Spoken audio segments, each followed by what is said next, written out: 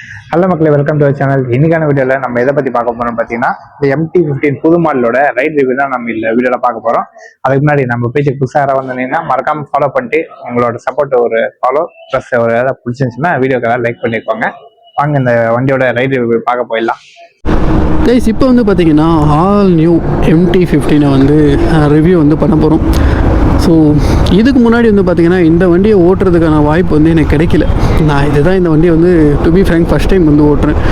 So கண்டிப்பாக வந்து பார்த்திங்கன்னா இதோட எக்ஸ்பீரியன்ஸ் எப்படி இருக்குது அப்படின்றத வந்து நான் ஷேர் பண்ணுறேன். ஸோ எப்படி இருக்குது அப்படின்றத வந்து பார்த்துருவோம். ஸோ முதல்ல வந்து ரோடை க்ராஸ் பண்ணுவோம். இங்கே ஒரு அங்கிள் வந்து காரை முன்னாடி போட்டு நமக்கு வழி விடாமல் நிற்கிறாரு. சரி, ஓகே, நம்ம அந்த பக்கமாக போவோம்.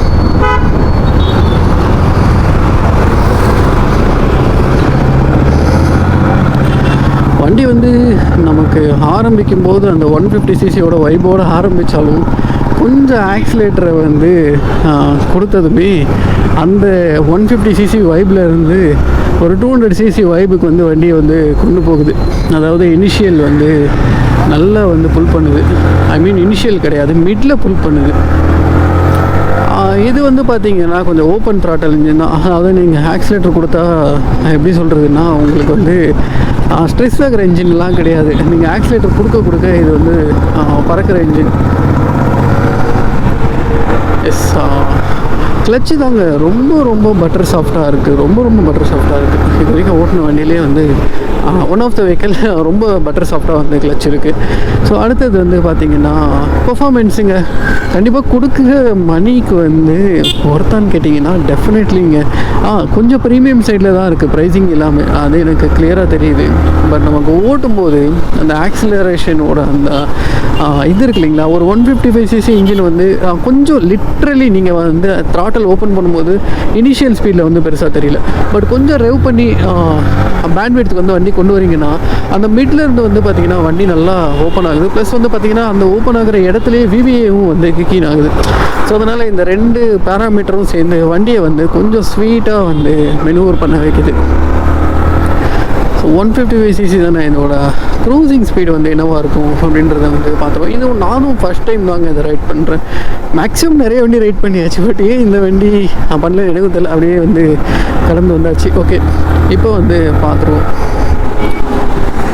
ஏன்னா கொஞ்சம் ஹைவே கிடச்சுன்னா லைட்டாக வந்து ஓட்டி பார்த்து, ஏன்னா இது 155cc மெயினாக வந்து பார்த்திங்கன்னா ஓகே சிட்டி யூஸ்க்கு இப்போ நான் சொன்ன விஷயத்தில் வந்து பார்த்திங்கன்னா வண்டி நல்லாயிருக்கும். What about highway? நீங்கள் ஒரு ஹைவே கொண்டு போகிறீங்க அப்படின்னா இதோட க்ரூசிங் வந்து என்ன ஸ்பீடில் வைக்கிறது வந்து ஸ்வீட்டஸ்ட் பாயிண்ட்டாக இருக்குது. இல்லை இன்ஜின் வந்து ஸ்ட்ரெஸ் ஆகுதா? இது வந்து ஸ்கொயர் இன்ஜினுங்க. ஸ்கொயர் இன்ஜினுக்கான ஒரு கேரக்டர் என்னென்னு வந்து பார்த்திங்கன்னா நமக்கு லோ எண்ட் நல்லாயிருக்கும், இதுவே டாப் எண்டில் வண்டி வந்து திணறும். இது வந்து ஸ்கொயர் இன்ஜினுக்கான ஒரு கேரக்டர்.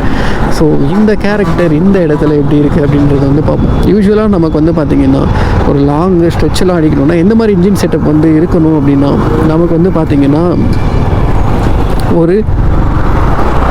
ஓகே நமக்கு வந்து ஒரு லாங் ஓட்டுறீங்க, ஒரு க்ரூசியர் டைப் ஆஃப் இன்ஜின் வேணும்னு நினச்சிங்கன்னா உங்களுக்கு வந்து இந்த எப்படி சொல்கிறதுன்னா போர் பெருசாகவும் ஸ்ட்ரோக் சின்னதாகவும் இருக்கும்போது ரெவ் லிமிட் வந்து ஈஸியாக அச்சீவ் பண்ணும். அதனால் இனிஷியலும் பர்ஃபார்மன்ஸாக இருக்கும், ஸ்ட்ரெச் அடிக்கும் போது நல்லாயிருக்கும். பட் இது வந்து பார்த்திங்கன்னா சம அளவு ஸ்ட்ரோக் இருக்க வண்டி. அதனால் அதாவது டாப் எண்டை வந்து இது எப்படி ஹேண்டில் பண்ண போகுது அப்படின்றது வந்து நான் கண்டிப்பாக ஈகராக இருக்கேன் செக் பண்ணேன். ஸோ இப்போ கொஞ்சம் லைட்டாக ரெவ் பண்ணி ஒரு மேக்ஸிமம் ஒரு 80 வரையும் செக் பண்ணி பார்க்க போகிறேன்.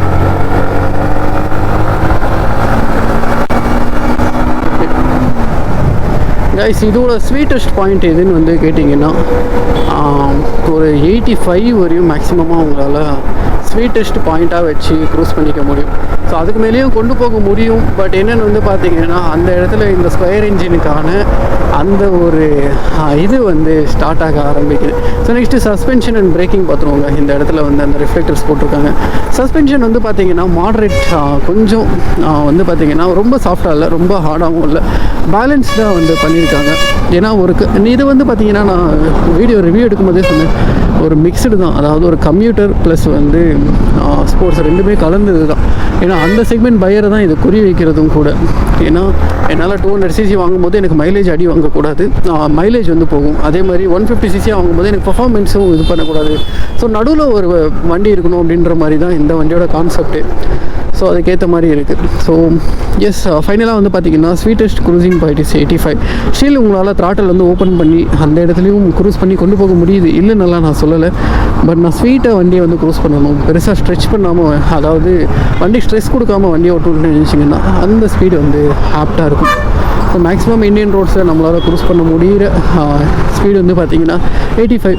ஸோ அது 80-85 தான் யூஸ்வலாகவே வந்து நம்ம க்ரூஸ் பண்ணோம். அதையும் தாண்டி நீங்கள் ஒரு ரொம்ப ஓப்பன் ஹைவேயாக இருக்குன்னா மேக்ஸிமம் 100-120 ஸ்ட்ரெச் பண்ணுவீங்களா?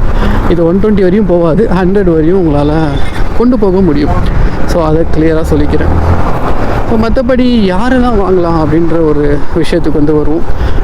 ஃபஸ்ட்டு விஷயம், ப்ரைஸிங் வந்து கொஞ்சம் ப்ரீமியம், அதாவது கொஞ்சம் இதுவாக தான் இருக்குது. 155cc செக்மெண்ட்டில் ஓகே, இந்த டெக்னாலஜி நான் வந்து இது பண்ணிக்கிறேன். பட் என்ன சொல்கிறதுனா, மற்ற வண்டியை கம்பேர் பண்ணும்போது எஸ் கொஞ்சம் ப்ரைஸிங் வந்து ஹையாக இருக்குது. பட் அது கொடுக்குறதுக்கு ஏற்ற குவாலிட்டி இருக்குது இல்லைங்களா? நான் வாங்கிட்டு வந்து சாட்டிஸ்ஃபையாக வச்சு ஓட்டுவேன் இல்லைங்களா?